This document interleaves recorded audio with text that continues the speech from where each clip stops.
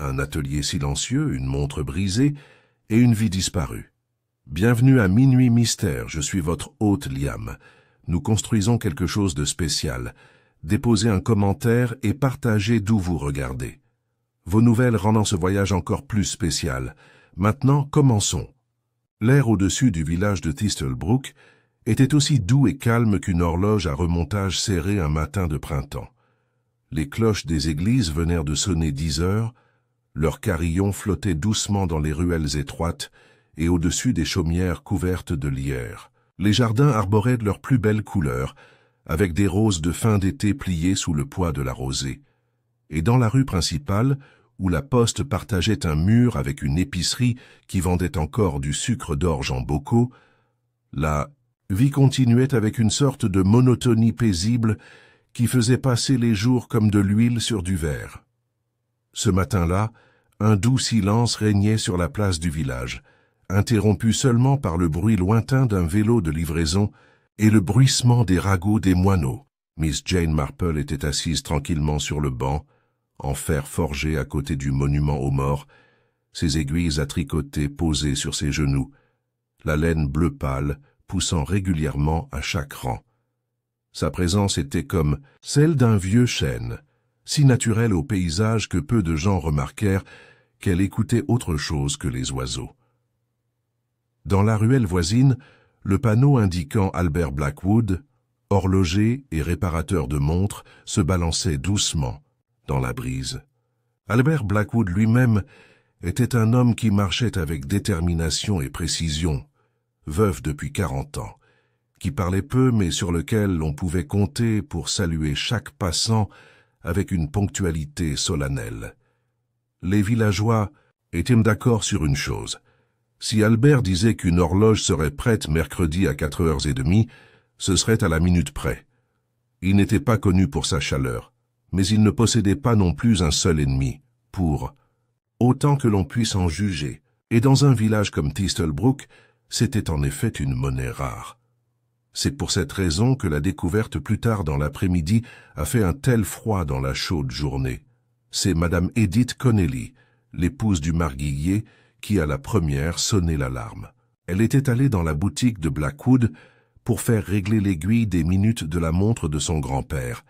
Elle tournait toujours 5 minutes plus vite, ce qu'elle considérait comme un blasphème, quand cela l'a amenée, arrivée au sermon du dimanche devant le vicaire lui-même.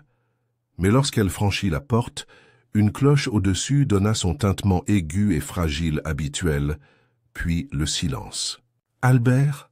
avait-elle appelé en regardant dans l'atelier. Ce qu'elle a découvert était une pièce d'un calme étrange. Les horloges s'étaient toutes arrêtées, chacun d'entre eux, pendule de cheminée, pendule de carrosse, valise et montre de poche, chacune avait cessé son tic-tac figé à mi-temps, comme si le temps lui-même avait expiré et n'avait plus jamais respiré.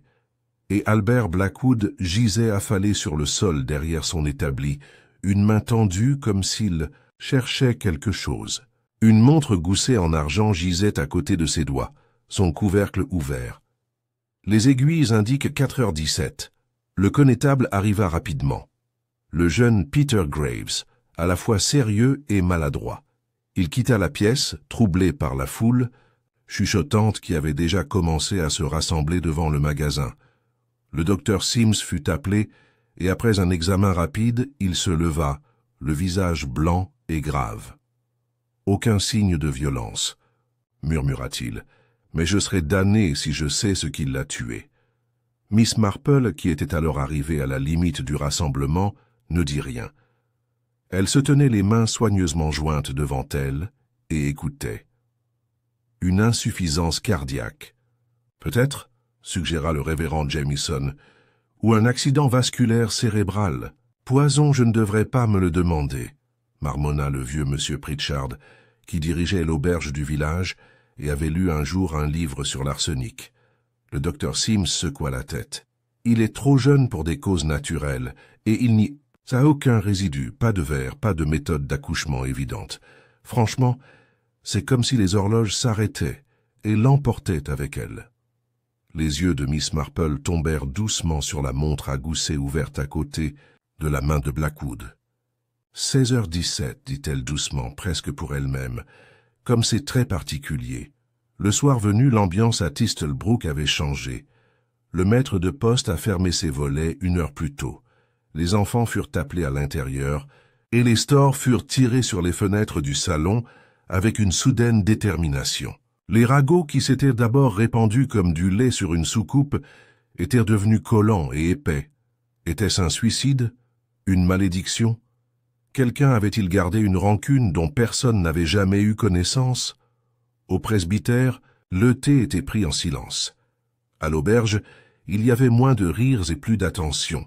Et dans son salon soigné, éclairé par la douce lueur d'une seule lampe, Miss Marple termina tranquillement le dernier rang de son tricot et le posa de côté. Elle ne regardait pas son ouvrage, mais la petite pendule au-dessus de la cheminée. Cela s'est déroulé avec contentement, contrairement aux autres.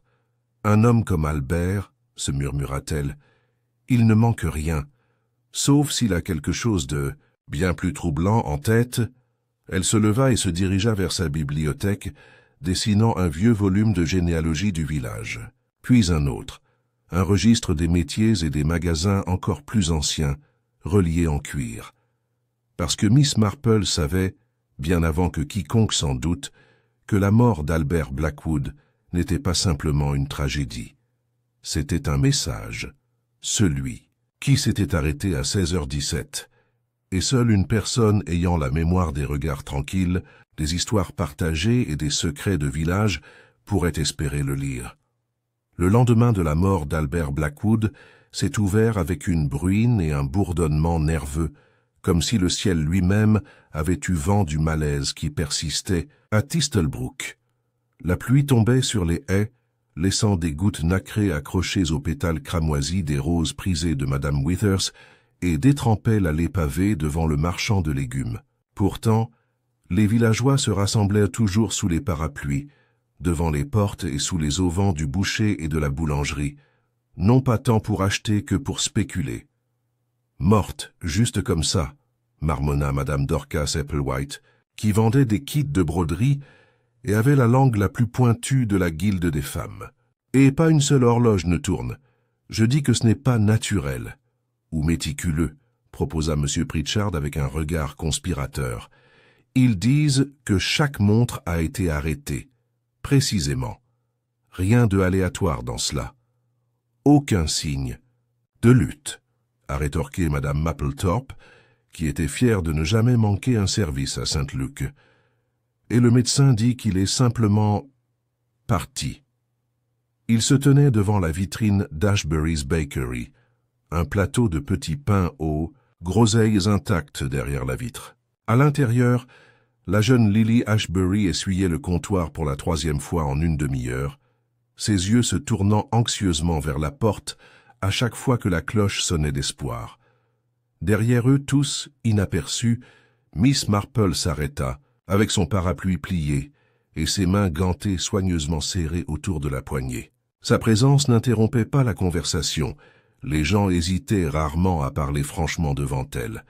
Elle n'était, à leur avis, que la gentille vieille dame de St. Mary Mead qui en savait un peu trop sur la dentelle et les lilas.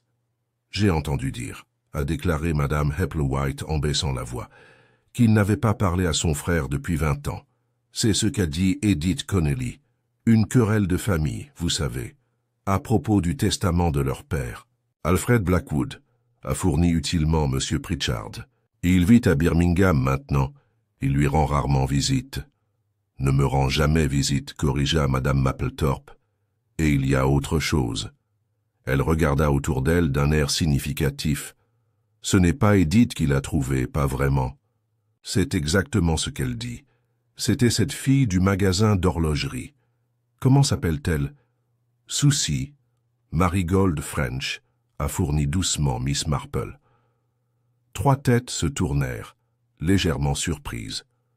Oui, chère Marigold, continua Miss Marple, comme si elle avait été invitée à la conversation depuis le début. Elle assiste M. Blackwood depuis le printemps. Elle a les mains très fermes et un esprit calme, je pense. M. Pritchard plissa les yeux. Eh bien, elle est très bien silencieuse. Elle ne dit un mot à personne, à moins qu'il ne parle en premier. Un peu trop intelligente pour son propre bien, si vous me demandez. Miss Marple eut un sourire poli. Parfois, ce sont les plus silencieux qui observent le plus.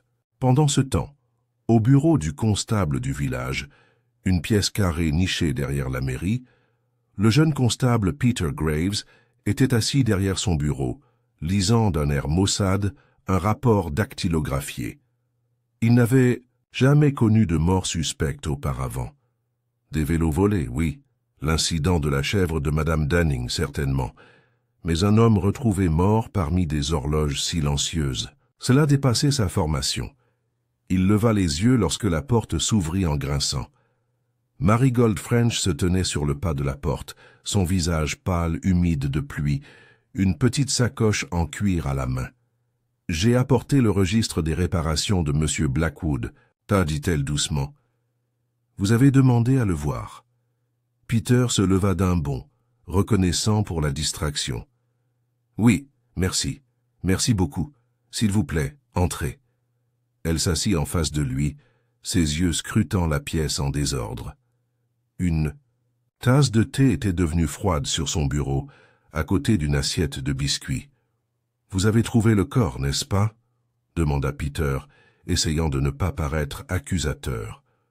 Souci secoua la tête. « J'ai ouvert le magasin ce matin-là, comme d'habitude, mais je n'avais pas encore vu M. Blackwood.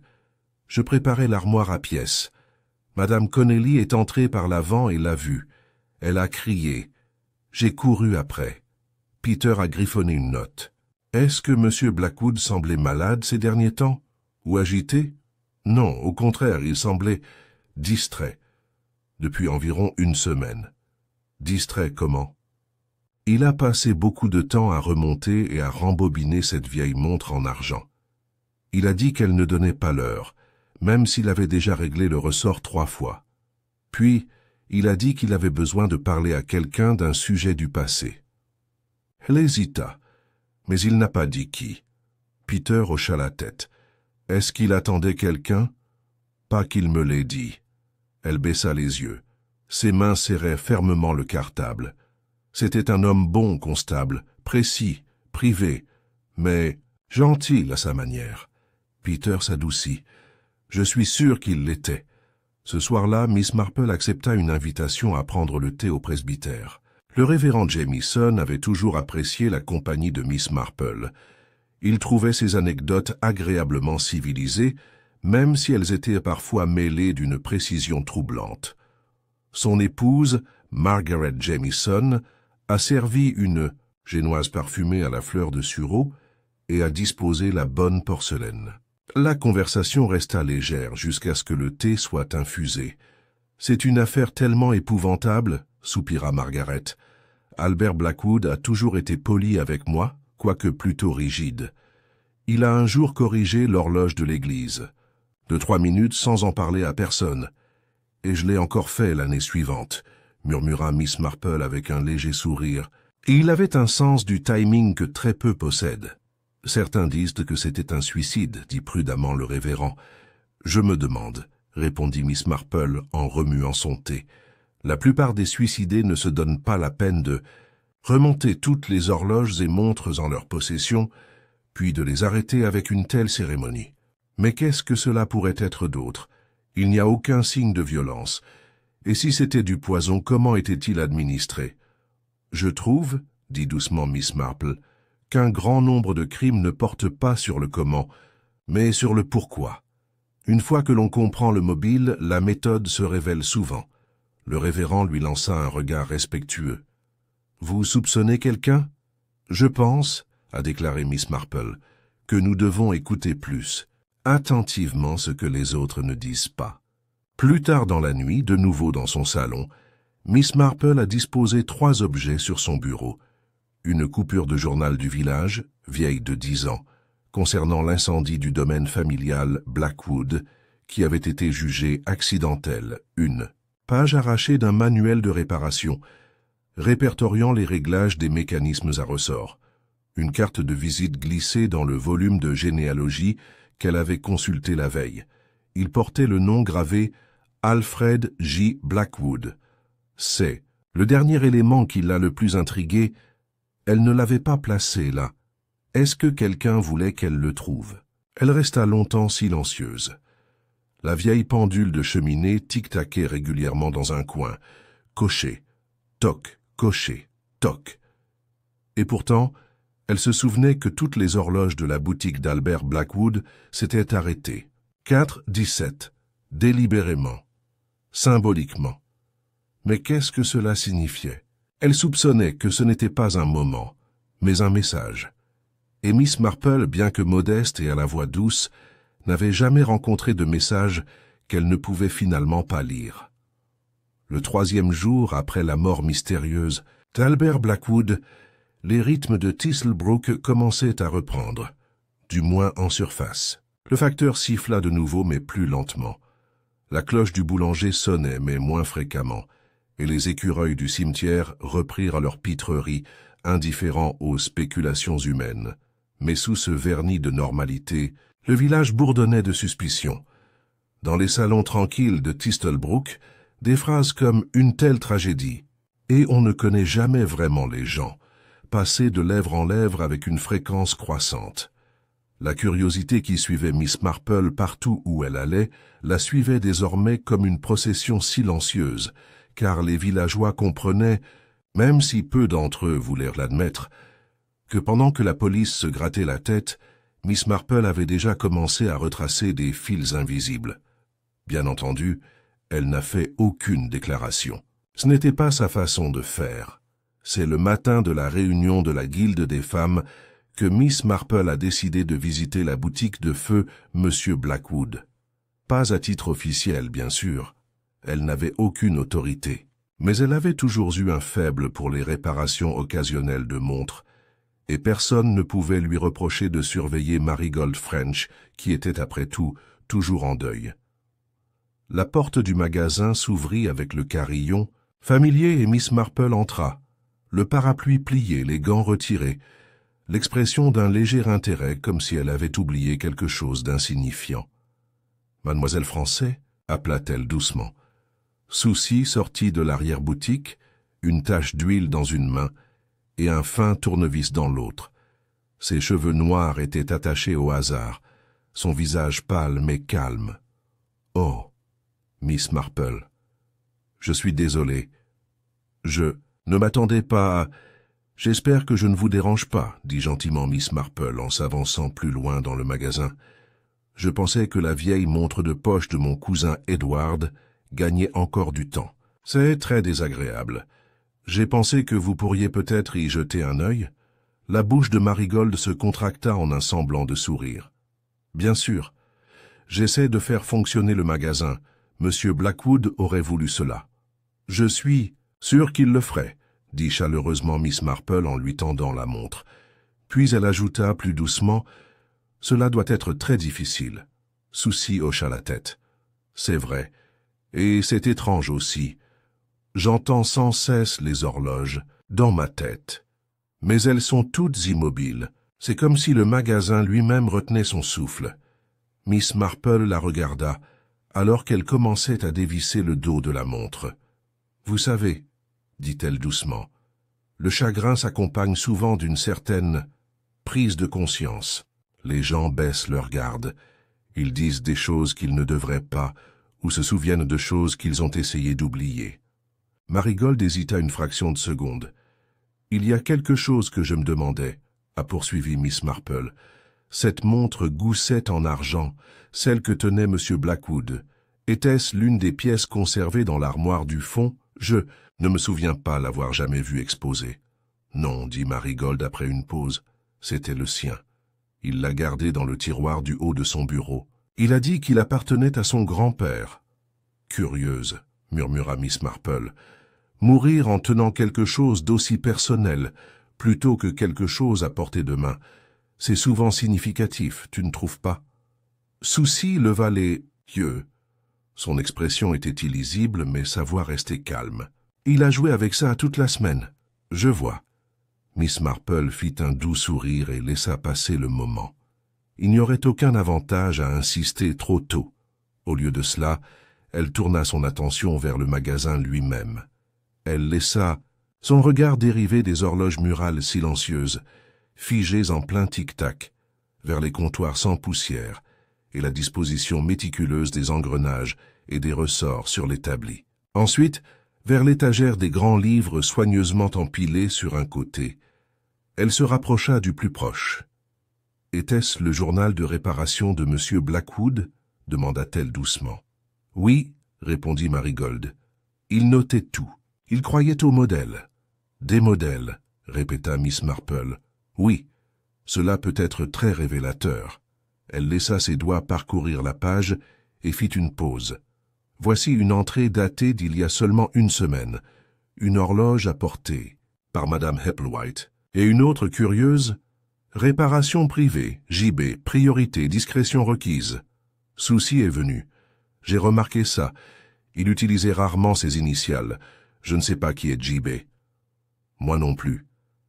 Mais on imagine que la discrétion pourrait être tout le contraire de l'innocence. » Il y eut un moment de silence entre eux. Miss Marple ferma le grand livre et la remercia avec une chaleur sincère. « Vous vous en sortez à merveille, ma chère. Vous continuez le magasin.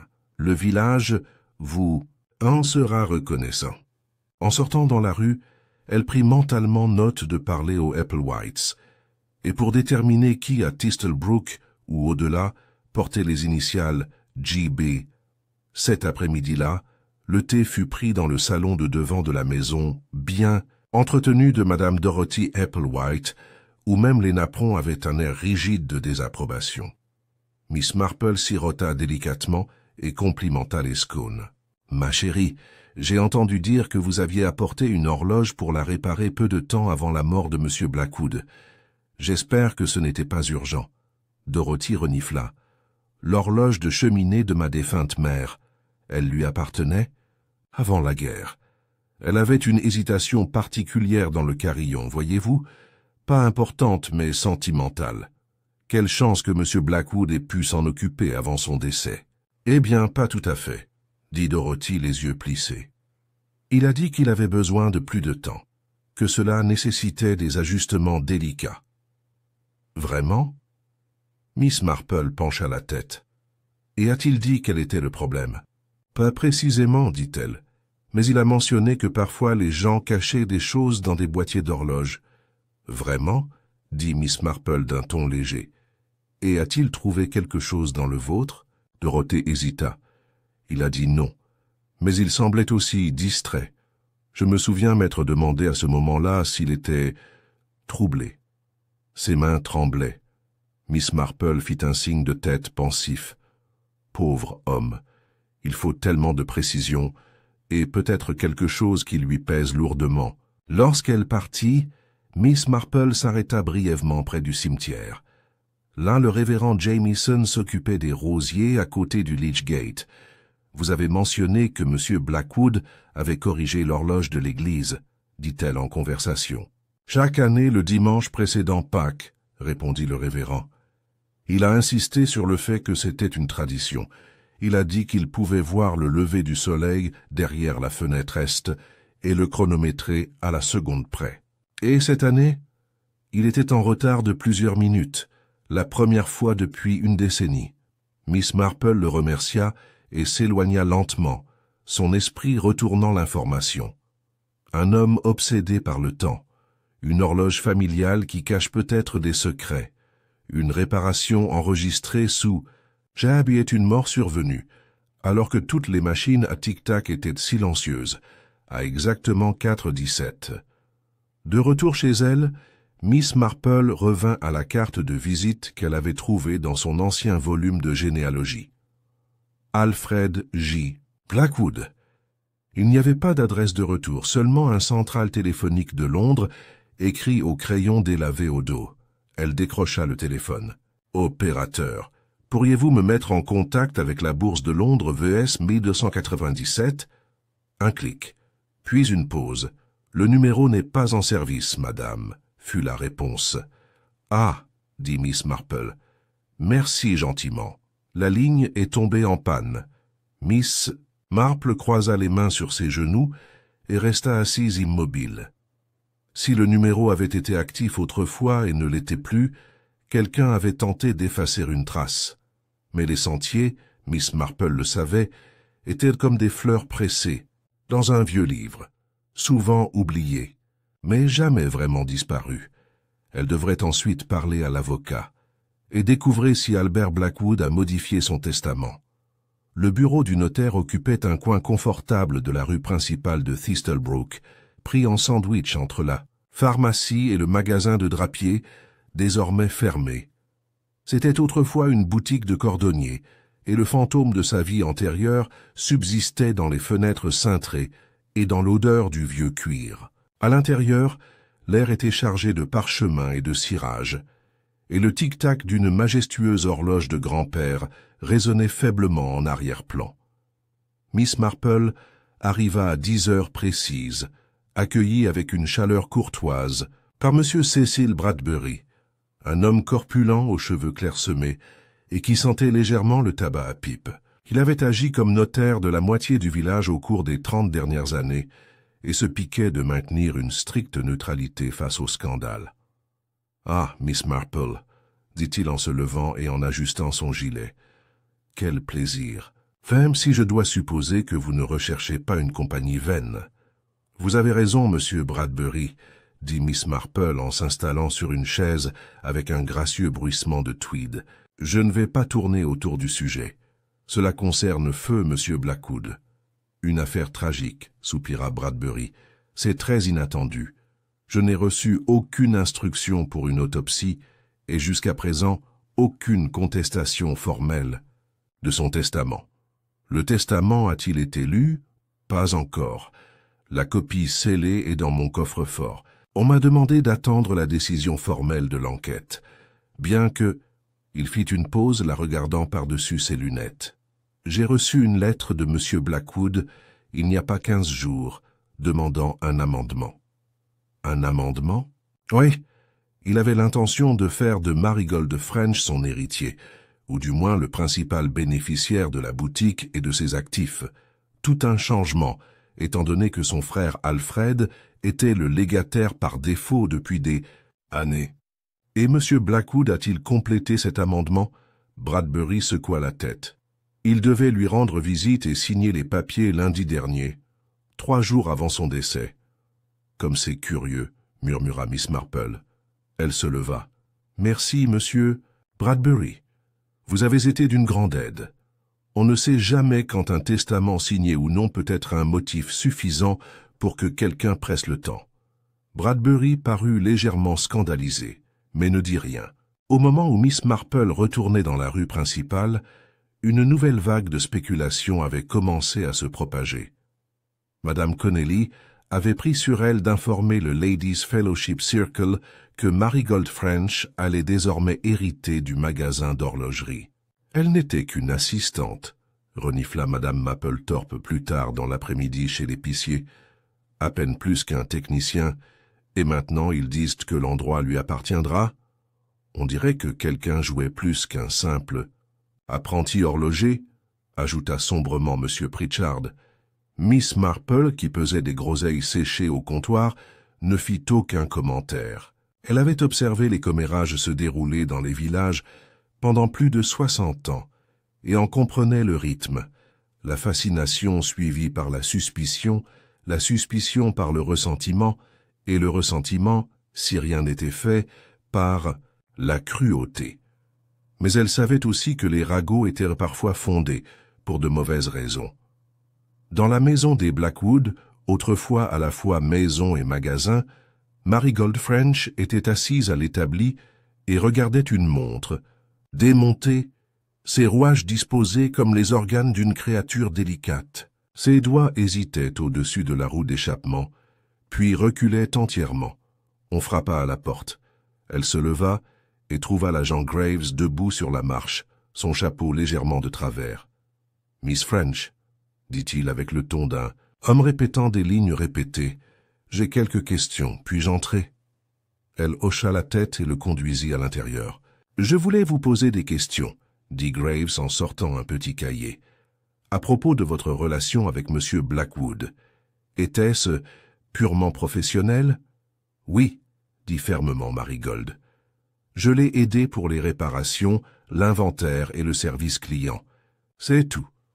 Vous n'étiez au courant d'aucune tension entre M. Blackwood et quelqu'un d'autre. Ce n'était pas vraiment un homme social, constable, mais il était respecté. Si quelqu'un ne l'aimait pas, il le cachait bien. Graves s'éclaircit, la gorge.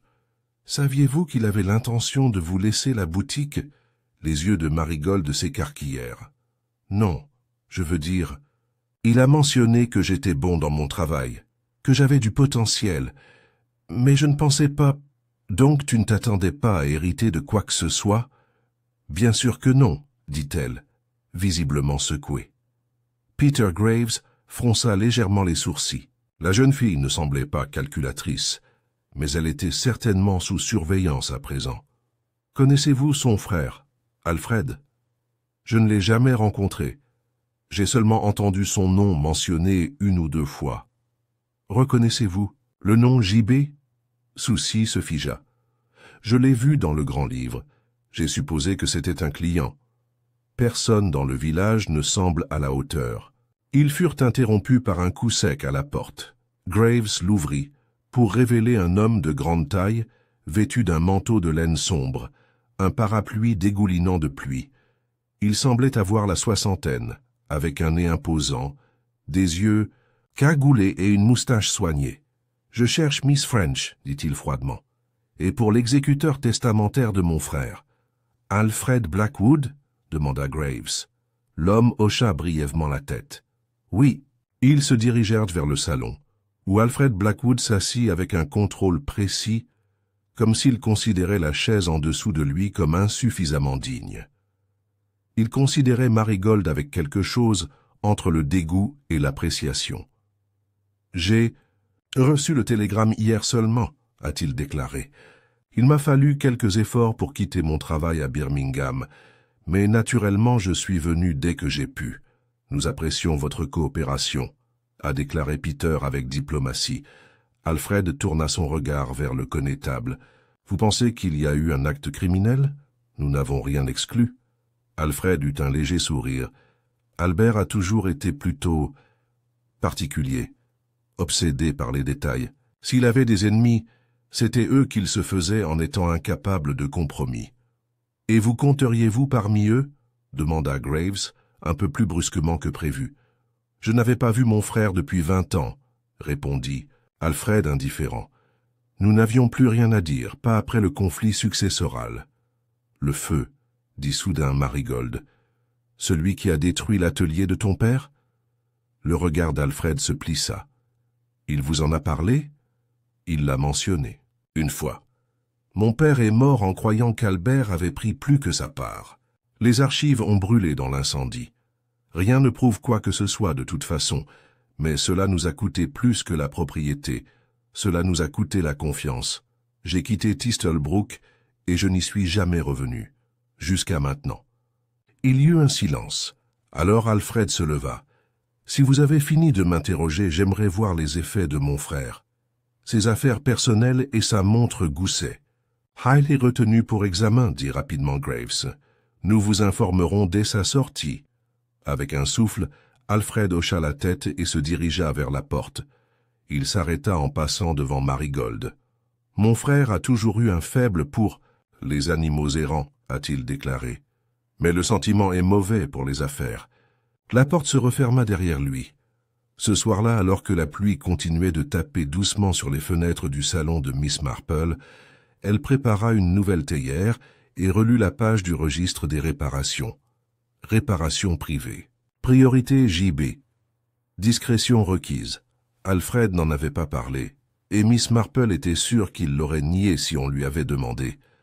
Parce que s'il y avait une chose que Miss Marple avait apprise au fil des années, c'était bien celle-ci. Quand les gens sont coupables d'une chose, ils font très attention à ne pas être soupçonnés d'une autre. Le lendemain matin, Tistelbrook avait l'air d'un village essayant d'oublier son mal-être. Le soleil baignait les toits de tuiles et éveillait une touche de rose dans les géraniums le long de Primrose Lane. Pourtant, sous la surface, la tension persistait comme un murmure derrière une porte fermée. Alfred Blackwood avait pris un Hébergement temporaire au Red Fox Inn, où il déjeunait seul dans un silence de pierre et demandait une copie de l'étang de Londres. Sa présence, grande, sans sourire et vive, perturbait la jovialité habituelle de la salle commune. Homme avec un passé et sans patience apparente pour la nostalgie, Alfred traitait le village comme une antiquité qu'il avait l'intention d'évaluer puis de jeter. Pendant ce temps, Miss Marple a rendu visite à Madame Florence Ridley, une vieille amie et ancienne secrétaire de feu Harold Blackwood, le père d'Albert et Alfred. Les deux femmes étaient désormais assises, l'une en face de l'autre dans le salon modeste mais soigné de Florence, l'air chargé de cirage et de lavande. « Ma chère Florence, » dit Miss Marple, en remuant son thé avec la délicatesse d'un chirurgien. « Vous m'avez dit un jour que le vieux monsieur Blackwood tenait des registres très particuliers, concernant sa succession. Florence, aujourd'hui âgée de 70 ans, et dotée d'une mémoire aussi vive que le zeste d'un citron, pinça les lèvres. Oh oui, il en gardait un pour chacun de ses fils. Les registres des mérites et des méfaits, les appelait-il, et il les gardait comme les joyaux de la couronne. Chaque garçon était noté pour sa conduite. Pouvez-vous imaginer? En effet, a déclaré Miss Marple, et ces registres ont-ils été perdus dans l'incendie? Florence hésita. C'est ce qui est étrange. Après l'incendie, j'en ai trouvé un. Le dos était brûlé, et les dernières pages avaient disparu, mais il n'y avait plus rien. Celui d'Alfred Nomancuivre, je pensais que l'autre avait péri. Mais peut-être pas. Intéressant, murmura Miss Marple. Très intéressant. Et tu ne l'as jamais dit à personne? Je n'en voyais pas l'intérêt. À ce moment-là, la querelle entre les frères avait déjà divisé la famille. Je suis parti peu de temps après et j'ai commencé à taper chez l'avocat. Alors qu'ils se séparaient, Florence tendit à Miss Marple une photographie. Sépia. Et délavée, des trois Blackwood debout devant la boutique de l'horloger. Harold, Albert et Alfred. Au dos, dans l'écriture de Florence, était écrit « Lundi de Pentecôte 1928 », le dernier jour où les trois se sont retrouvés ensemble. Miss Marple rangea la photo dans son sac à main, ses pensées cadencées comme un métronome. Ailleurs, l'agent Graves devenait de plus en plus mal à l'aise dans son enquête. Il avait rendu visite à Alfred Blackwood 2 fois depuis son arrivée et avait été accueilli à chaque fois avec une courtoisie réservée et rien de plus. Pire encore, l'instinct de Peter lui disait que la clé n'était pas dans Alfred, mais dans quelqu'un du village, et cette personne pourrait très bien être Marigold French. Il retourna au magasin cet après-midi et la trouva penchée sur une pendule fêlée, l'expression absorbée. « Je ne t'ai pas entendu entrer, » dit-elle surprise. « Je suis désolé, » répondit Peter. « J'espérais poser quelques questions supplémentaires. Cela vous dérange-t-il » Elle secoua la tête. « Bien sûr que non. »« Cette montre Gousset, commença-t-il, celle qu'Albert tenait, dans ses mains. Vous souvenez-vous de quelque chose de particulier à son sujet, à part son obsession de la régler ?» Soucy fronça les sourcils. Seulement cela semblait toujours un peu capricieux. Un instant rapide, un instant lent. Il ne pouvait pas supporter l'incohérence. Et a-t-il déjà été ouvert pour réparation? Oui. En fait, il m'a demandé d'examiner le boîtier intérieur quelques jours avant sa mort. Il semblait incertain de quelque chose. Que veux-tu dire? Elle hésita. Il m'a demandé de chercher des marques, pas sur le mouvement, mais derrière, sous le balancier. J'ai dit que je n'avais rien trouvé. Et vous l'avez fait. Elle détourna le regard. Il y avait un symbole légèrement gravé sur le boîtier. Un J et un B. Ce n'était peut-être rien, ou cela aurait pu être. Une signature. Peter se pencha en avant. « Pourquoi ne me l'as-tu pas dit avant ?»« Parce que je ne savais pas ce que cela signifiait. »« J.B. » murmura Peter en feuilletant son cahier. « Le grand livre, les initiales. » Ils restèrent un moment silencieux. Puis Marigold dit doucement « Tu penses qu'il cachait quelque chose ?»« Je pense qu'il a trouvé quelque chose. Quelque chose lié à cette montre. » Le même après-midi, Miss Marple a rendu une visite inopinée au musée d'histoire locale de Thistlebrook, un modeste bâtiment installé dans ce qui était autrefois l'école du village. Son gardien, M. Leonard Patch, était un ancien professeur de grammaire passionné d'exactitude et de naphtaline. « Mademoiselle Marple !» s'exclama-t-il. « Ça fait des lustres. »« J'espérais, » dit-elle joyeusement, « parcourir certains documents d'archives de la ville, en particulier tout ce qui concerne l'entreprise familiale Blackwood. Vous les trouverez dans le placard marqué « Registres commerciaux » de la fin des années 1800 au milieu du XXe siècle. Il y a un registre là-dedans. Je pense que vous le trouverez curieux. Miss Marple a pris son temps. Elle se déplaçait avec la calme délibération d'une personne habituée à la patience, soulevant des papiers cassants et scannant des reçus jaunis. Enfin, elle s'arrêta devant un étroit livret, relié en tissu sombre. Il ne portait aucun titre. En l'ouvrant, elle trouva des colonnes de noms et de transactions, et au fond une entrée datée d'avril 1911. Montre commandée pour JB, boîtier caché, livraison en main propre, aucun enregistrement. Elle regarda l'entrée un long moment. Pas un client, un confident, un secret. Elle copia l'entrée dans son cahier et remit délicatement le volume sur son étagère. Au crépuscule, Miss Marple était rentrée chez elle et avait disposé les pièces du puzzle devant elle. Une montre de grand-père portant des initiales, un ordre de réparation privé pour une personne appelée JB, un testament, non signé, qui a favorisé un héritier inattendu, une boutique pleine d'horloges réduites au silence, intentionnellement, et une mort sans trace de violence, seulement dans le timing. Elle étudia à nouveau la photo que Florence lui avait offerte 3 hommes, 3 visages. Mais il n'en restait qu'un à Thistlebrook, portant l'héritage de précision et de ressentiment. Elle attrapa sa boîte à couture, en sortit une loupe à pointe fine et examina la petite marque d'horloger au dos de la photographie.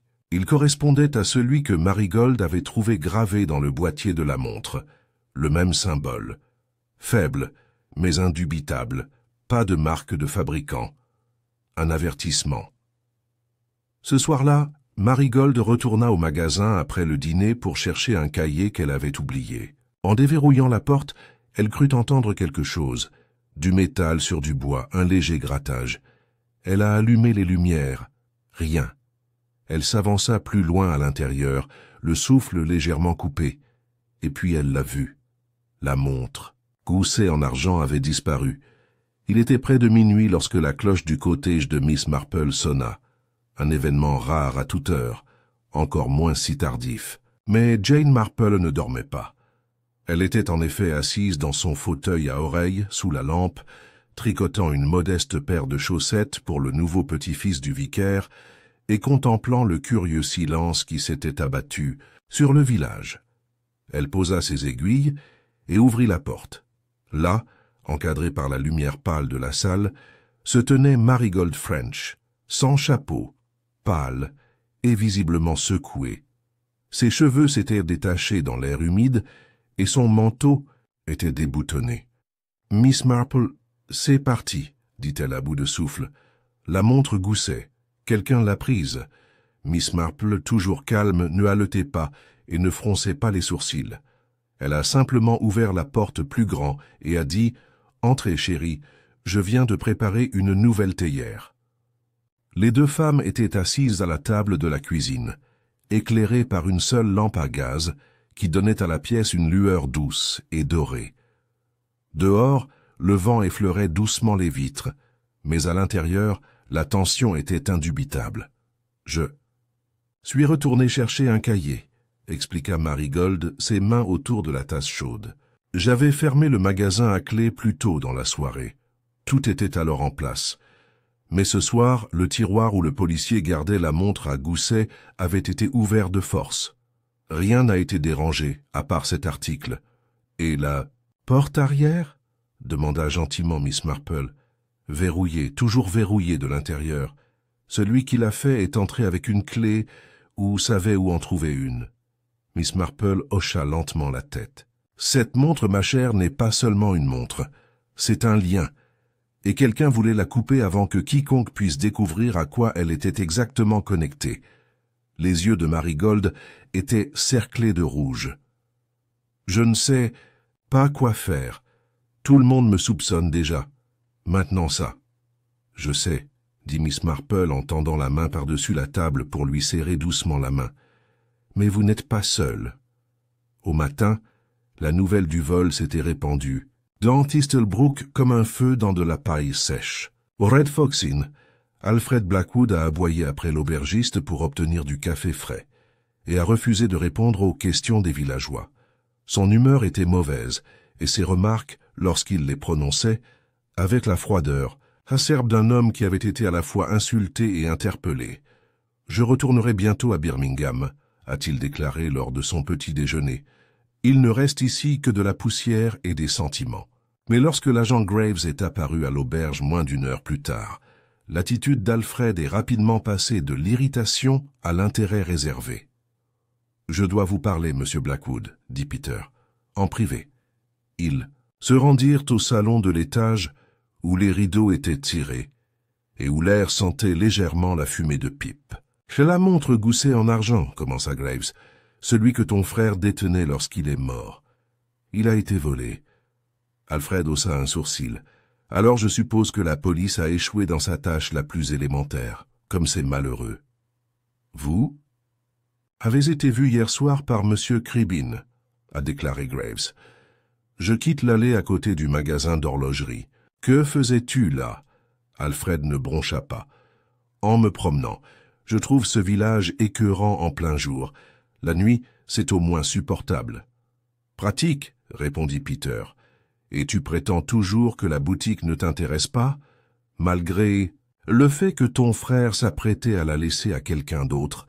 J'avais aucun intérêt, » a déclaré Alfred, « jusqu'à ce qu'il soit offert à une fille qui ne connaissait pas mon frère depuis plus d'1 an. » Graves l'observa. « Alors tu étais en colère. » Alfred croisa son regard, déçu. « Et tu n'as jamais vu cette montre auparavant ?» Alfred se leva. « C'est fastidieux, gendarme. Soit vous m'inculpez, soit vous arrêtez de me faire perdre mon temps. J'ai des intérêts commerciaux bien plus urgents que les superstitions de votre village. » Peter ne dit rien tandis qu'Alfred se tournait et se dirigeait vers la fenêtre. Mais il a noté tranquillement dans son livre « Alfred. Opportunité, motif, déni. » Au même moment, Miss Marple rendait visite à quelqu'un de beaucoup moins susceptible de figurer dans un scandale local.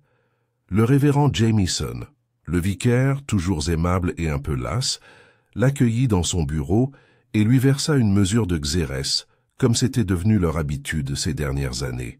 « Pauvre Marigold, » soupira-t-il après qu'elle lui ait relayé les derniers développements. « Je l'ai toujours trouvée plutôt courageuse dans son calme. »« En effet, » a déclaré Miss Marple, « et maintenant, je pense qu'il est temps que nous réfléchissions plus sérieusement à ce qui était exactement caché dans cette montre. » Le révérend pencha la tête. « Quelque chose de mécanique, peut-être, ou symbolique. Vous voyez, révérend, j'ai souvent pensé qu'Albert Blackwood, malgré tout son silence, avait un esprit assez poétique. Il ne réparait pas seulement des horloges, il comprit tant. » Elle fouilla dans son sac à main et en sortit la vieille photo que Florence Ridley lui avait donnée. « Regardez bien, » dit-elle en désignant les 3 hommes. « Harold, Albert et Alfred. Cette photo a été prise juste avant que l'atelier familial ne brûle. » Le vicaire plissa les yeux. « Oui, je me souviens vaguement de l'incendie. Accidentel, n'est-ce pas? C'est du moins ce qu'on nous a dit. » Miss Marple retourna la photographie, révélant la légère inscription à l'encre et une marque en dessous, à peine visible à moins d'être prise à la lumière. « Un cachet d'horloger, » dit-elle, « le même que celui trouvé rayé à l'intérieur du boîtier de la montre. Mais qu'est-ce que ça veut dire? Cela signifie qu'Albert a laissé une trace, peut-être une confession. Mais plus que cela, cela lie la montre à quelque chose de secret, une réparation effectuée en toute confidentialité. Ou peut-être un enregistrement de quelque chose de caché. Croyez-vous les initiales JB appartenir à quelqu'un que nous connaissons? Je crois qu'il pourrait le faire. Miss Marple se leva et se dirigea vers l'étagère du bureau du vicaire, où étaient conservés les anciens registres paroissiaux. Elle a sorti un volume des années 1920 et en a feuilleté les pages jusqu'à ce qu'elle trouve une déclaration de mariage. Jamison Béatrice L. à Blackwood. Harold F. Le front du vicaire se plissa. Ma tante Béatrice a épousé Harold Blackwood. Miss Marple hocha doucement la tête et a donné naissance à 2 fils. L'un d'eux s'appelait John, mais il est mort en bas âge. C'est du moins ce que prétend la famille. Le vicaire la regarda. Êtes-vous en train de dire, J.B., ce n'est peut-être pas un étranger?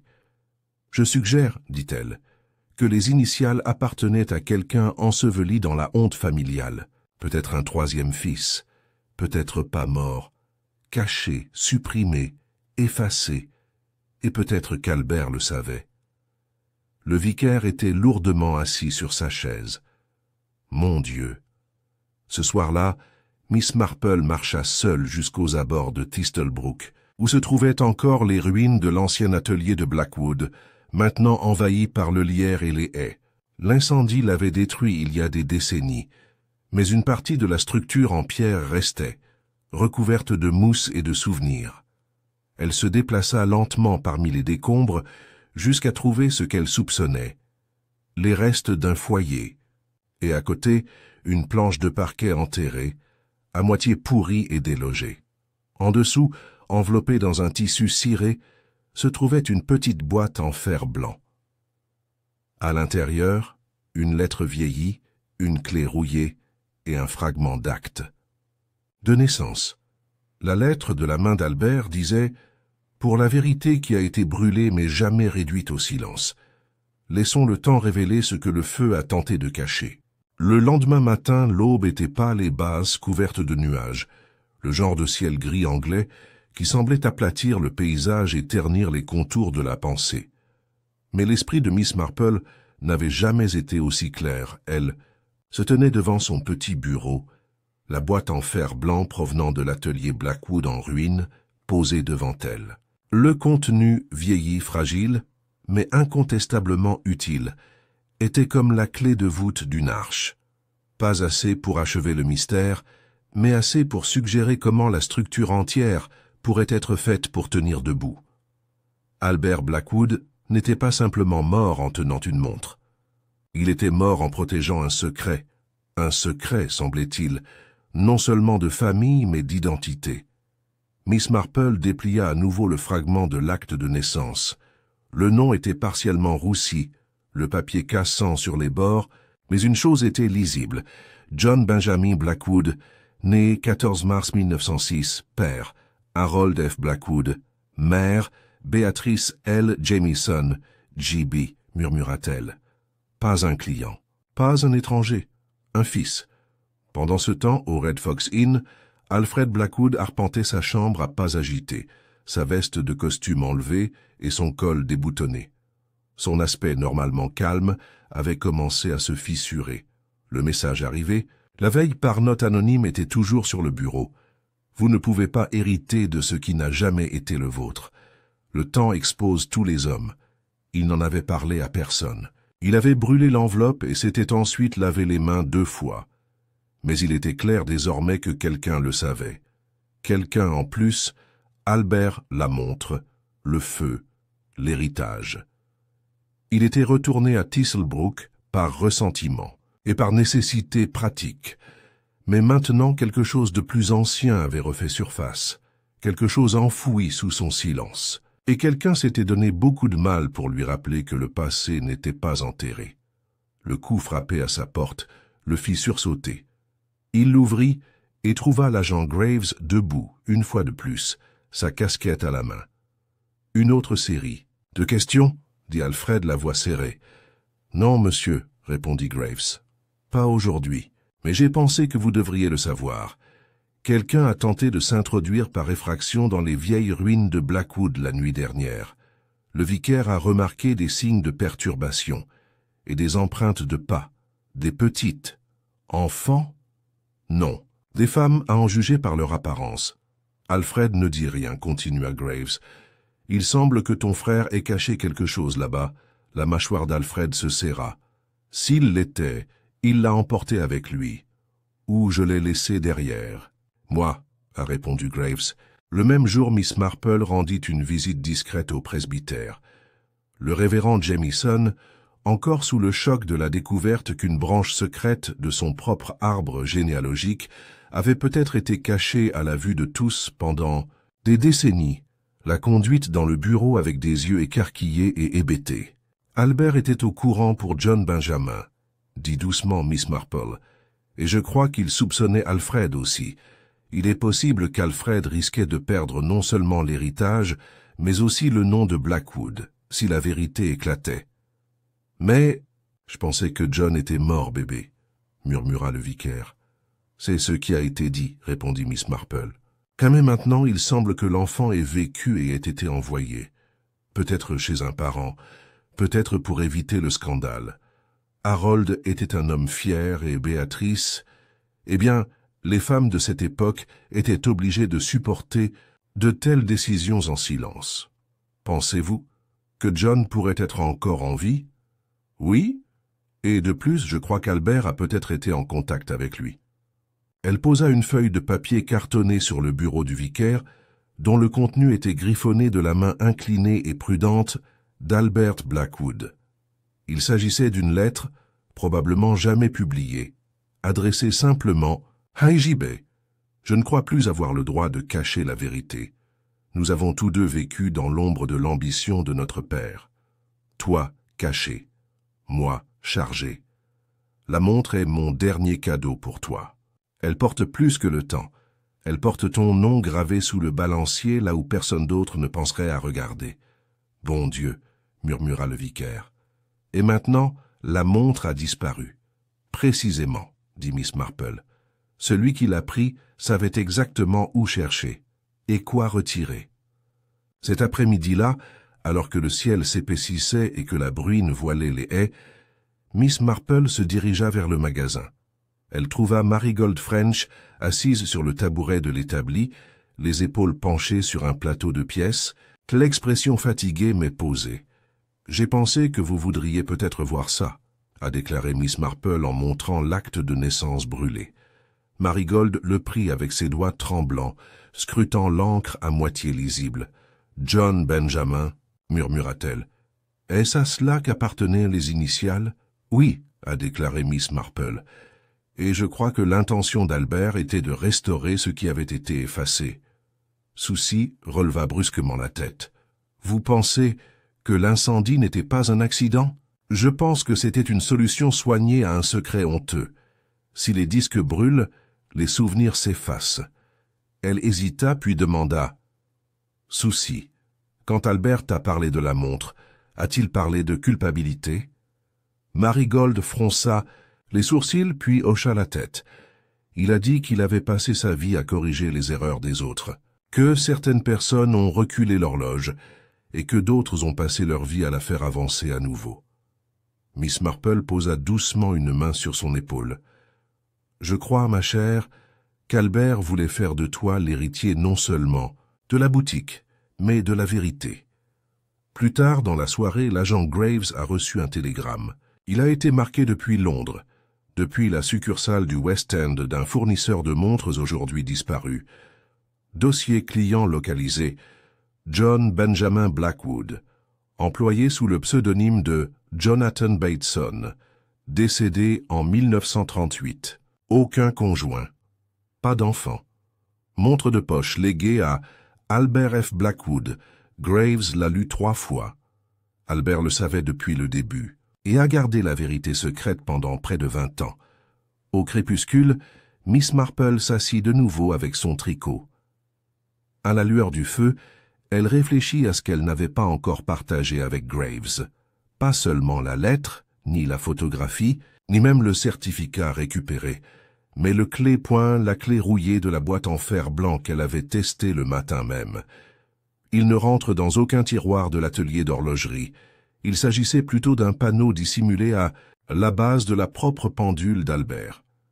À l'intérieur se trouvaient plusieurs objets, un portrait miniature à l'huile d'un jeune homme indéniablement semblable à Albert, une fleur pressée, et une page d'un journal. L'entrée finale disait « JB était mon frère, mon jumeau. Le monde m'a fait le renier. Cette horloge nous maintiendra ensemble.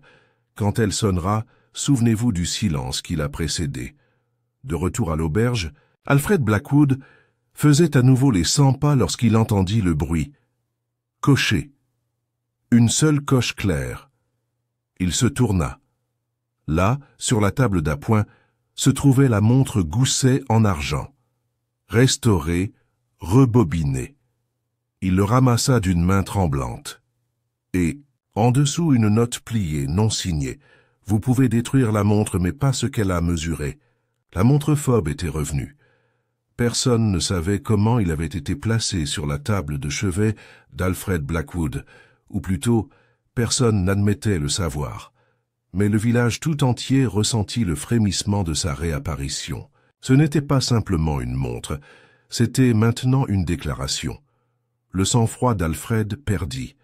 Il quitta le Red Fox Inn le lendemain matin, pâle et rigide, ses manières cassantes, ses réponses brèves. Il n'échangeait plus, de sourires serrés ni de remarques sèches. Au lieu de cela, il se déplaçait avec la prudence d'un homme, comme s'il s'attendait à ce que le sol sous ses pieds bouge sans avertissement. Miss Marple regardait depuis son banc près du cimetière, où elle était revenue avec son tricot et ses observations calmes et pointues. Elle sirota son thermos de thé faible et murmura une phrase bien connue. « Il n'y a pas de piège plus mortel que celui que nous nous sommes tendus. » Cet après-midi-là, elle a rendu visite au gendarme Graves. Le jeune homme l'accueillit, avec respect mais aussi avec lassitude. Cela faisait des jours qu'il courait après des demi-indices et des silences prudents. Et maintenant, la réapparition fantomatique de la montre, placée précisément là où elle aurait pu perturber, plutôt que clarifier, l'avait plongé dans un état de vigilance inquiet. « Je n'ai plus de questions, Miss Marple. » Qu'en dit-il franchement? Tout le monde a un mobile. Personne n'en a la preuve. La montre revient et nous laisse avec plus d'ombre qu'avant. Alors peut-être, dit doucement Miss Marple, il est temps d'arrêter de poser des questions et de commencer à écouter. À qui? À celui qui veut le moins parler. Graves cligna des yeux. Alfred? Miss Marple inclina la tête. Nous devons le provoquer, constable, mais avec précaution. Ainsi, le soir même, Miss Marple organisa une petite réunion au presbytère. Un geste d'unité, a-t-elle appelé, pour commémorer la vie et l'héritage de M. Blackwood. Le révérend Jamieson, bien que toujours secoué par les révélations sur sa propre histoire familiale, a accepté. Seule une poignée d'entre eux était invités. Alfred Blackwood, Marigold French, M. Bradbury l'avocat et le gendarme Graves. Le temps était devenu humide et frais, donc le rassemblement a eu lieu dans le salon éclairé par le feu, avec du thé, du xérès et une civilité tranquille. Miss Marple arriva la dernière, portant une modeste boîte en bois. Elle la posait sur la table sans explication. Alfred le regarda avec méfiance mais ne dit rien. « Monsieur Bradbury, » commença Miss Marple, « puis-je demander, y avait-il des stipulations dans la révision prévue de son testament par Monsieur Blackwood, des termes faisant référence à des questions historiques ou à des torts passés? » Bradbury s'éclaircit la gorge. « Oui, en fait. Dans le préambule, Albert a écrit qu'il souhaitait réparer une trahison qui n'avait pas de solution légale. Il n'a pas donné plus de détails. » Alfred se moqua. « C'est typique de mon frère. Il s'est toujours considéré comme un martyr. » Miss Marple se tourna vers lui avec douceur. « Et pourtant tu es revenu à Tistelbrook, après des décennies de silence. Pourquoi ?»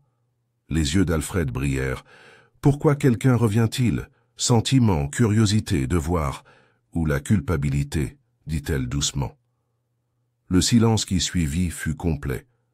Marigold, qui était restée silencieuse comme une ombre, parla finalement. « Monsieur Blackwood, avez-vous pris la montre ?» Il la regarda froidement, calculateur, puis dit « Non. » Miss Marple soupira. « Alors permettez-moi de clarifier quelque chose. Elle ouvrit la boîte en bois. À l'intérieur se trouvaient 3 objets, l'acte de naissance récupéré, la lettre brûlée de la boîte en fer blanc et le petit portrait à l'huile de John Benjamin Blackwood. Alfred se pencha en avant de pouvoir s'arrêter. « Le reconnaissez-vous » demanda calmement Miss Marple. « Non, » dit Alfred après une pause. « C'est Albert, n'est-ce pas ?»« Non, c'est John, le jumeau de votre frère, caché après sa naissance, effacé des registres familiaux et renvoyé pour le crime de gêne. » Alfred eut un rire bref et amer. « Il décédait, n'est-ce pas? C'est ce qu'ils nous ont dit. »« C'est quoi, toi ?»« Je l'ai dit au village, » dit Miss Marple. Il s'est figé. « Albert l'a trouvé, » a-t-elle poursuivi. « Des années plus, Todd. Il l'a retrouvé à Londres, où il vivait sous un faux nom. Ils ont correspondu et lorsque John est décédé en 1938, il a laissé à Albert quelque chose de très spécifique. Elle fouilla dans son sac et en sortit la montre. Le tic-tac était doux dans le silence. Alfred le regarda. « Vous voyez, monsieur Blackwood, » dit Miss Marple, sa voix maintenant aussi nette que l'air de l'hiver. « Vous n'avez pas volé la montre pour la vendre. Vous l'avez prise à cause de ce qui y était caché. Un message gravé sous le balancier. Un symbole. Le lion à la commande faite pour John Benjamin en 1911. Vous espériez la détruire, mais quelqu'un l'a récupérée en premier. »« Quelqu'un » murmura Alfred. Miss Marple eut un léger sourire. « Le temps, monsieur Blackwood. Le temps l'a récupérée. Et le temps, comme vous le savez bien, n'est pas de votre côté. C'est l'agent Graves qui a pris la parole ensuite. Monsieur Blackwood, vous avez nié connaître l'existence d'un 3e frère. Vous avez nié toute implication dans l'incendie. Mais les propres livres de votre père contenaient des registres pour chaque fils. Nous avons les dossiers d'une commission de réparation privée pour J.B., réalisée sous le plus strict secret. Et maintenant, nous avons une montre conçue seulement pour lui. » Il s'avança. « Avez-vous allumé le feu pour détruire ces dossiers ?» Alfred se rassit, son expression illisible. Mais ses mains s'étaient serrées en poing. « Non, » dit-il lentement. « Je n'ai pas allumé le feu. » Une pause. « Mais je ne l'ai pas arrêté non plus. » Un souffle traversa la pièce comme un frisson. « Je l'ai découvert, » dit-il plus doucement maintenant. « À propos de John, j'avais 14 ans. J'avais entendu mes parents se disputer. Mon père était furieux, il considérait l'existence de John comme une tâche. Ma mère voulait qu'il soit reconnu. Cette nuit-là, je me suis glissé dans l'atelier pour voir le grand livre. J'ai vu son nom. Je savais ce que cela signifiait. Sa voix se brisa. Je pensais que si personne ne pouvait voir les disques, la honte disparaîtrait. Miss Marple ne dit rien. J'ai fait tomber la lampe par accident, a-t-il poursuivi. J'ai paniqué. J'ai couru. J'ai laissé tout le monde penser que c'était un câblage défectueux. Même Albert. Et quand Albert s'est préparé à nommer Marigold comme son héritier, demanda Graves, Alfred ricana. Il allait léguer le magasin et l'héritage de Blackwood à une fille, quelqu'un qui ne savait même pas ce que cela signifiait. Tout cela pour pouvoir enterrer le mensonge de notre père et sanctifier le sien. Marigold se leva, le visage blanc. « Vous avez essayé d'effacer le passé, » dit-elle. « Mais Albert a essayé de Honor Hill. » Alfred la regarda, puis la montre. « Entre les mains de Miss Marple, je l'ai pris, » dit-il finalement. « Je pensais que si je le détruisais, je serais en sécurité. Mais il est revenu. » Miss Marple hocha doucement la tête. « Oui, parce qu'Albert avait prévu pour toi. Il te connaissait mieux que toi-même. La montre s'est arrêtée à 4h17, soit 3h17. Alfred fronça les sourcils. « Donc ?» ?»« Le 17 mars, dit-elle. La date de naissance de John Benjamin. Un message écrit dans le temps lui-même. Plus tard, après qu'Alfred ait été officiellement arrêté, non pas pour meurtre, mais pour entrave, incendie criminel et destruction de preuves, l'agent Graves était assis dans son bureau, regardant la montre Gousset qui tic-tac doucement sur son bureau. Marigold French hériterait de la boutique, la ville murmurerait comme le font les villes, Mais certains silences, une fois rompus, ne se rétablissent jamais tout à fait. Et dans son petit cottage, Miss Marple reprit son tricot, son thé fumant doucement à côté d'elle. Un autre modèle terminé, un autre secret dévoilé, pas par la force, pas par ruse médico-légale, mais à travers l'observation discrète et implacable du comportement des gens, et comment, malgré tous leurs efforts, ils ne peuvent pas dépasser leurs horloges. C'était un jeudi matin calme, lorsque Miss Marple revint au magasin, cette fois sans prétexte ni course. Le panneau au-dessus de la fenêtre indiquait toujours Albert Blackwood, horloger, bien que la vitrine ait été modestement rafraîchie par Marigold, qui était maintenant assise derrière le comptoir, ajustant le balancier d'une montre suisse, vintage avec une stabilité qui démentait le poids émotionnel de la semaine écoulée. Marigold leva les yeux lorsque la sonnette retentit, son visage s'adoucissant avec un sourire fatigué mais sincère. « Mademoiselle Marple. »« Ma chérie, » dit la femme plus âgée, « je pensais venir voir comment tu t'installais dans le silence. » Marigold eut un petit rire, mince, incertain, mais réel. « Ça a été étrange. Tout le monde me regarde toujours comme si j'avais gagné à la loterie ou échappé à la potence. » Miss Marple ôta ses gants et prit le tabouret en face de l'établi. « J'imagine que ce sera ainsi pendant un certain temps, » dit-elle doucement. « Les villages ont une longue mémoire pour les mauvaises choses et oublient les bonnes presque immédiatement. » Susie posa ses pincettes. « Est-ce qu'il sera emprisonné? Alfred, je veux dire. »« Pas pour meurtre, » répondit Miss Marple.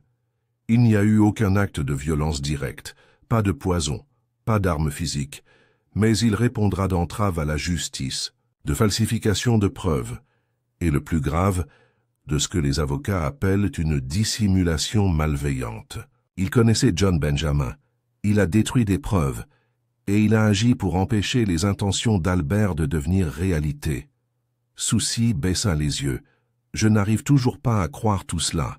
Un jumeau caché, un secret de famille. Le feu, ce sont toujours ceux qui se taisent, » murmura Miss Marple, « qui détiennent les puits les plus profonds de chagrin et de vérité.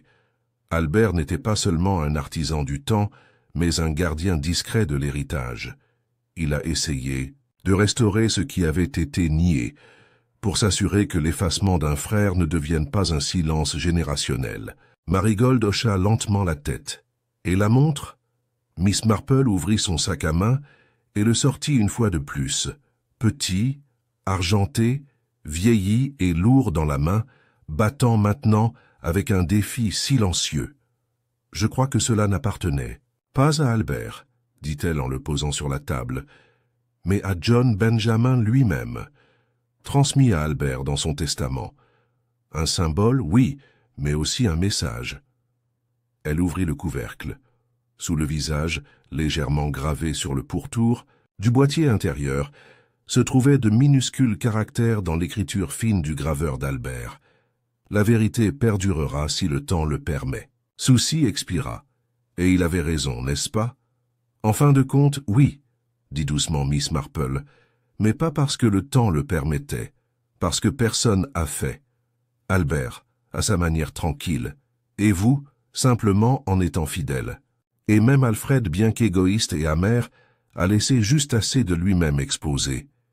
Il y eut une pause, puis Marigold a déclaré « J'ai fait des rêves ces derniers temps. J'entends toujours des tic-tac.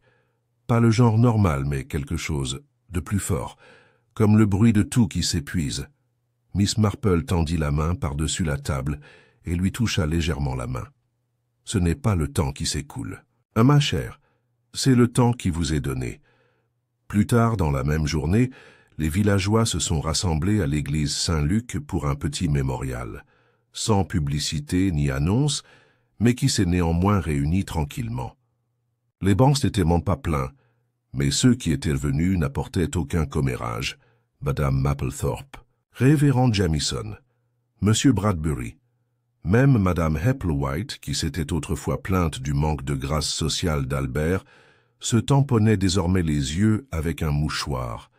Il n'y avait aucun hymne, aucune lecture des Écritures, mais il y avait un tic-tac, une horloge récemment restaurée placée dans l'allée à côté de l'hôtel, une pièce longue, polie et solennelle. La plaque en dessous disait simplement « En souvenir de l'époque où nous avions presque oublié ». Après le service, Miss Marple s'est attardée dehors sous la canopée des tilleuls. L'air sentait légèrement l'herbe coupée et la pierre. L'agent Graves s'est joint à elle avec la méfiance d'un homme encore en train de tirer une conclusion qu'il n'avait pas vraiment méritée, mais dont il savait qu'elle s'était réalisée avec une logique parfaite. « Je continue à y réfléchir », a-t-il déclaré. « Je ne vois toujours pas comment tout cela s'articule. »« Vous le ferez », a déclaré Miss Marple, « dans le temps, ou, sinon dans la réflexion. Les deux sont parfois les mêmes. Mais comment as-tu savoir? À propos du troisième frère, à propos du feu, Miss Marple sourit faiblement. Parce que les gens vous disent souvent des choses sans les dire. L'obsession d'Albert pour le temps, son réglage annuel de l'horloge de l'église, la synchronisation de chaque pièce de sa boutique. Ce n'était pas que des habitudes, c'étaient des compensations. Un homme qui vit si méticuleusement essaie rarement d'imposer de l'ordre dans le monde. Il essaie de récupérer il. Elle fit une pause, puis ajouta « Et quand chaque horloge de ce magasin s'arrêtait à heure précise 4:17, je savais que ce n'était pas seulement un geste dramatique. C'était un message, un rendez-vous. 17 mars, le jour de la naissance de John Benjamin. J'ai vérifié les registres paroissiaux le soir même. Mais pourquoi le cacher? Demanda Graves. Pourquoi Albert ne le dirait-il pas à quelqu'un? Miss Marple regarda le vitrail de l'église, remarquant le reflet doré sur ses bords. Parce que certains hommes portent leur culpabilité comme une montre dans leur poche, dit-elle, toujours proche, toujours en marche, mais jamais montrée. La semaine suivante, Marigold reçut une lettre. Il portait le sceau officiel d'un bureau d'avocat de Londres et contenait une seule feuille. Sachez que la succession de John Benjamin Blackwood, détenue en fiducie par Albert F. Blackwood, doit être transférée intégralement à Miss Marigold French pour service, loyauté et intendance au-delà de la famille. Il n'y avait pas de fortune à hériter, seulement des papiers, des notes, des lettres et une petite clé sans prétention. Elle s'aperçut bientôt qu'il convenait au tiroir du bas du bureau personnel d'Albert. À l'intérieur se trouvaient des lettres entre les deux frères, dessins de cadrans d'horloge, un poème incomplet, et une dernière page de la main d'Albert, qu'on ne dise jamais que le temps oublie les injustes, mais espérons que ceux qui se souviennent pourront pardonner. Ce soir-là, alors que le crépuscule tombait sur Tistelbrook, Miss Marple prit le thé seule dans son jardin. L'air du soir était âpre de chèvrefeuille et du souvenir de la pluie. Elle ne regarda pas vers l'allée où se trouvait l'atelier de l'horloger, ni vers la rue où Alfred marchait autrefois, avec des chaussures pointues et des paroles tranchantes. Au lieu de cela, elle a regardé à l'intérieur, comme seuls peuvent le faire ceux qui ont écouté toute leur vie. Le mystère ne portait finalement pas sur la façon dont Albert était mort. Il s'agissait de la façon dont il avait vécu, avec silence, oui, mais aussi avec intention. Et comment? Même le silence, lorsqu'il est placé avec soin, peut sonner plus fort qu'un carillon. Dans les semaines qui suivirent, Tistelbrook reprit lentement son rythme, même si le tic-tac du temps ne sonnerait plus jamais tout à fait le même.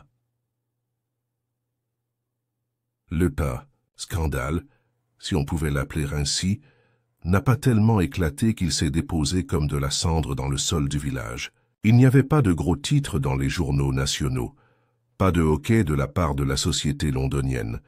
C'était, comme ces choses le sont souvent dans de tels endroits, absorbé tranquillement dans les rituels quotidiens du thé, des livraisons postales et des doux potins des clôtures des jardins. La boutique d'Albert Blackwood est restée ouverte, même si le nom peint sur la vitrine a changé. On y lisait simplement « Monsieur French, horloger ». Les villageois, après un premier accès de curiosité hésitante, en sont venus à accepter le nouvel arrangement. Après tout, les horloges avaient encore besoin d'être réparées, et les cloches de Saint-Luc devaient encore être réinitialisées chaque matin de Pâques.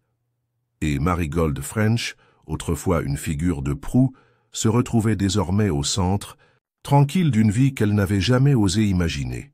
Elle a gardé la boutique telle qu'elle était. Les longs comptoirs, les étuis à clés de remontoir doublés de velours, les outils de précision disposés avec une symétrie presque sacrée. Mais elle a également apporté de petits changements, des touches personnelles discrètes, auxquelles personne ne s'est opposé. Quelques géraniums en pot sur le rebord de la fenêtre, une photographie encadrée d'Albert, pas le portrait, formel du dossier de l'avocat, mais un portrait franc, les manches retroussées, les sourcils froncés par la concentration, alors qu'il scrutait les engrenages d'une boîte à musique. Dans l'arrière-boutique, elle gardait les lettres, celles de John Benjamin et d'Albert, enfermées en toute sécurité dans le tiroir que la clé avait ouvert. Elle les lisait souvent. Il n'y avait en eux aucune amertume, seulement de la mélancolie et un sentiment de réconciliation trop longtemps retardé. La correspondance racontait non pas l'histoire de frères séparés, mais celle de deux, comme apprenant tranquillement à pardonner à un monde qui leur avait demandé à tous deux de garder le silence. Chaque fois que Marigold les lisait, elle sentait sa propre détermination se renforcer. Le passé, elle le comprenait désormais, ne devait pas être dépassé. C'était quelque chose à porter correctement, comme un poids équilibré entre vos épaules ou une horloge remontée juste assez pour continuer à tourner. Alfred Blackwood, quant à lui, avait quitté Tistelbrook accompagné d'un notaire et d'une brève déclaration par l'intermédiaire de son avocat. Il avait admis avoir retiré la montre à gousset et interféré avec son contenu, et il avait accepté la responsabilité de la vérité longtemps occultée sur l'incendie de l'atelier de la famille Blackwood. Aucune peine de prison n'a été prononcée. Ces actes, aussi cruels et égoïstes soient-ils, ne constituaient pas un homicide criminel. Mais le coût social était bien plus élevé que n'importe quelle peine. Il fut déchu de tout droit à la succession et exilé dans un sens plus profond que la loi ne l'a jamais fait, de la communauté et du nom de famille qu'il avait si désespérément essayé de posséder. Il n'a laissé derrière lui que des traces de pas dans les feuilles mouillées. Miss Marple, lorsqu'elle apprit son départ définitif, hocha simplement la tête et se dit « Le monde sait toujours se débarrasser de ce qu'il ne craint plus ». L'agent Peter Graves, dont l'inexpérience avait été mise à l'épreuve dans une affaire bien plus complexe que celle pour laquelle il avait été formé, s'est retrouvé modifié de manière subtile. Un soir, il rendit visite à Miss Marple, chapeau à la main, et s'assit nerveusement sur son canapé fleuri pendant qu'elle lui versait du thé. « Je n'ai jamais vraiment vu le schéma », a-t-il avoué. « Je pensais que ce serait évident. Un indice, une arme, un motif. Mais c'était plutôt comme regarder un arbre pousser. On n'en voit la forme qu'une fois qu'il est fait. » Miss Marple sourit gentiment. « C'est ainsi que sont la plupart des vérités, Monsieur Graves. Ce ne sont pas des feux d'artifice. Ce sont de la mousse sur la pierre. » Il rougit. « Vous le saviez depuis le début. Je m'en doutais, dit-elle doucement. Mais soupçonner, ce n'est pas savoir. J'ai simplement suivi ce que les gens révélaient dans leurs efforts pour se cacher. C'est là que résident la plupart des crimes, non pas dans des actes audacieux, mais dans des réarrangements discrets de la vérité. Il est reparti avec plus de confiance qu'il n'est arrivé. Plus tard cette année-là, il serait promu et commencerait à former de jeunes agents de police à écouter avant de demander. Le presbytère s'installa également dans une nouvelle sorte de paix. Le révérend Jamieson, ayant appris que sa défunte, tante Béatrice était la mère d'un fils caché, prit le temps dans ses sermons de parler davantage de miséricorde et moins de jugement. Les paroissiens l'ont remarqué, et certains ont même chuchoté qu'il y avait quelque chose de différent dans la façon dont il regardait les gens maintenant, comme s'il voyait non seulement leurs péchés, mais aussi les histoires qui se cachent derrière eux. La petite plaque qu'Albert avait autrefois gravée pour l'horloge de l'église, indiquant le temps révèle. Le temps révèle a été réinstallé, et en dessous une deuxième ligne a été ajoutée à la demande de Marigold, à la mémoire de J.B., dont le nom continue de battre. Miss Marple retourna à son cottage et à sa routine avec une facilité pratique, même si ceux qui la connaissaient bien et peu nombreux pouvaient détecter un léger changement dans sa façon de se comporter. Chaque matin, elle prenait le thé dans le jardin à côté de ses géraniums. Elle écrit des lettres à son neveu Raymond et lit des mystères bien plus théâtraux que ses propres enquêtes.